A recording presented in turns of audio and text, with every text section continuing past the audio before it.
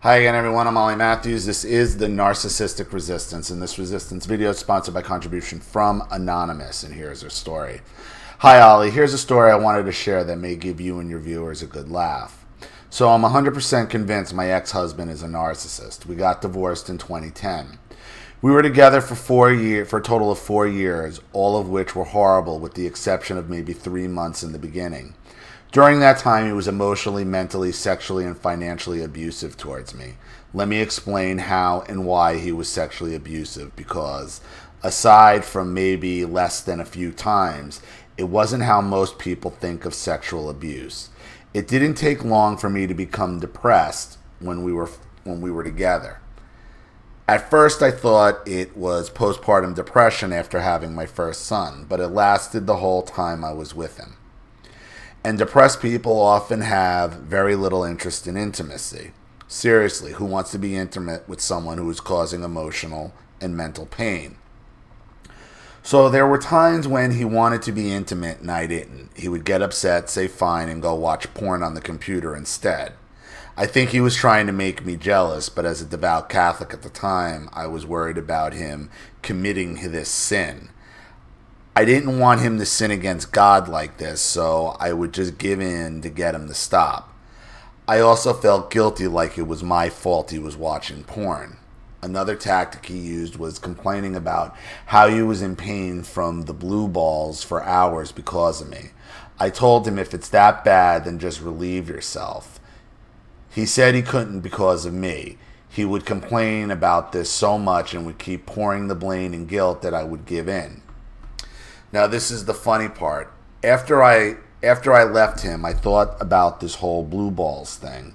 I called up a nurse practitioner and asked about the condition of blue balls. The nurse told me the way my ex-husband was describing it doesn't exist.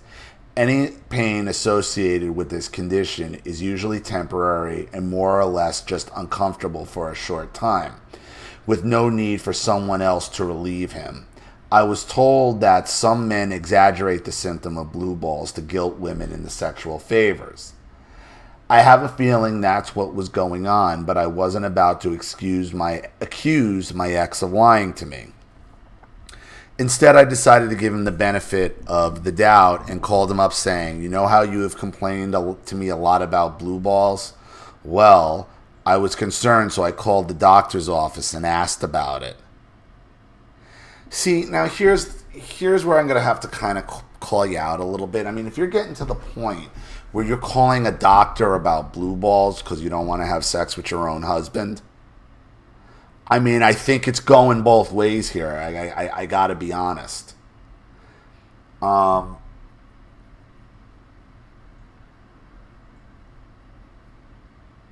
mean, it's like, are you calling the doctor? Why? To find out if you have to have sex with your own husband?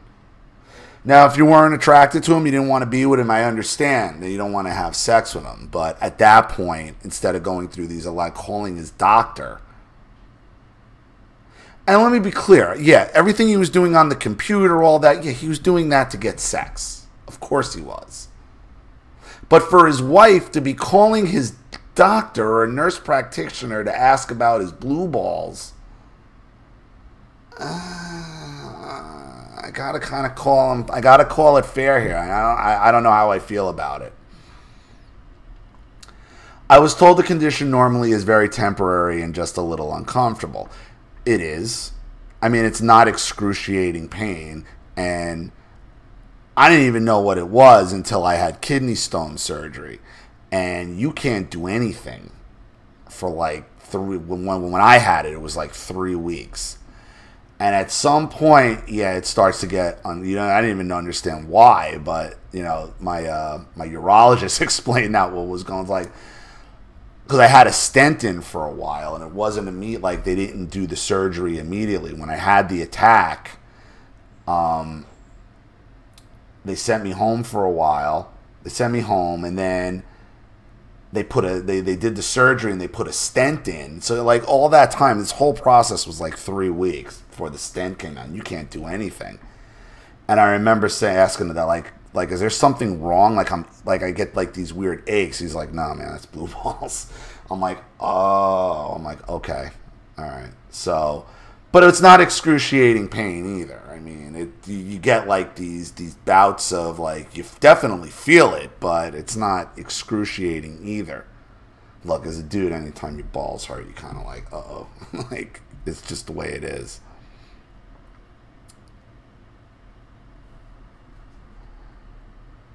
Since you're having this much pain lasting for hours, I think you should see a doctor. Something's wrong. That's not normal. He told me he would. A few weeks later, I asked about it. He told me he saw a doctor and was diagnosed with a testicular hernia and he would need surgery. I was very surprised to hear this. We didn't talk much after that since the divorce process started soon after. Found out the following year, though, that he never had a testicular hernia.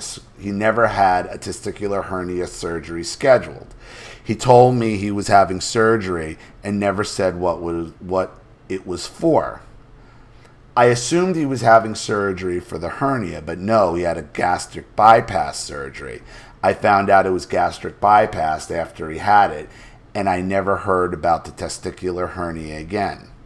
For myself, I can't tell this story about blue balls, hernia, and gastric bypass without laughing hysterically now.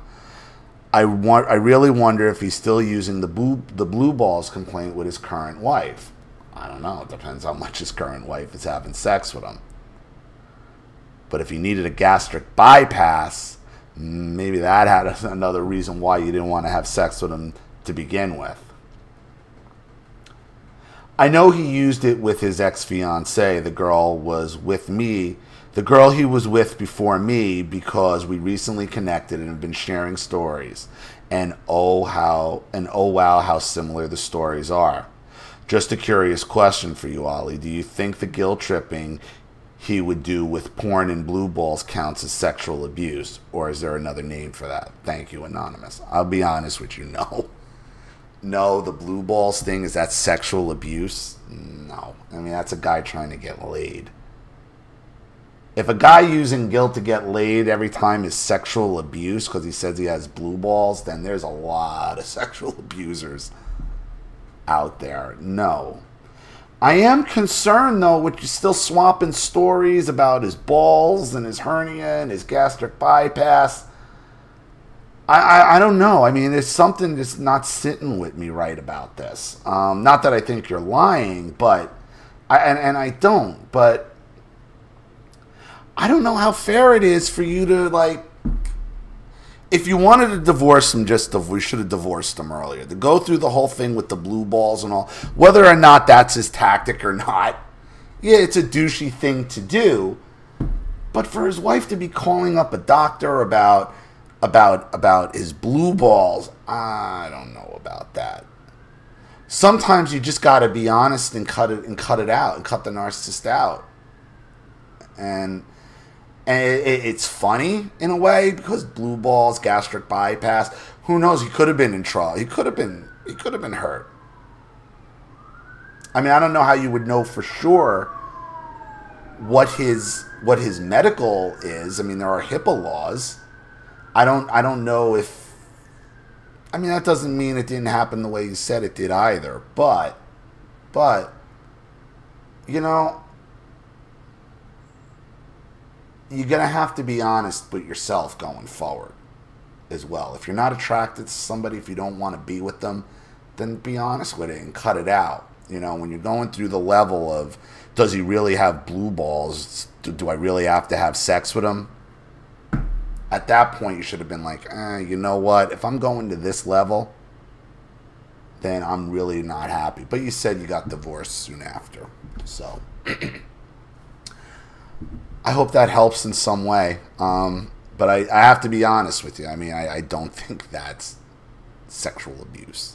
I think it's sad. I think it's pathetic. But if your husband telling you he has blue balls because he hasn't had sex with you in a while is sexual abuse, you know, he'd have a pretty good, you got to be careful how you present this, because he could very easily flip it right back on you.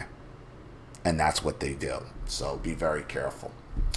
So Thank you for your contribution and your story. I hope it helped. Thank you to everybody watching. Please leave any opinions or advice in the comment section below.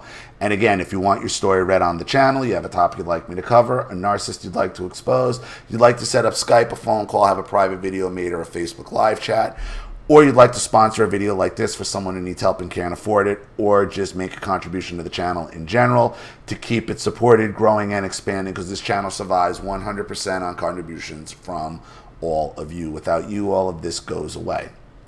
So if you like what you see here and you want to see more videos like this, you know what to do with the PayPal and email links in the description box. Also, please like and share this video wherever you can. Subscribe to my channel if you haven't, and be sure to click the subscription bell to be notified of all my video uploads. I'm Ollie Matthews. This has been the Narcissistic Resistance.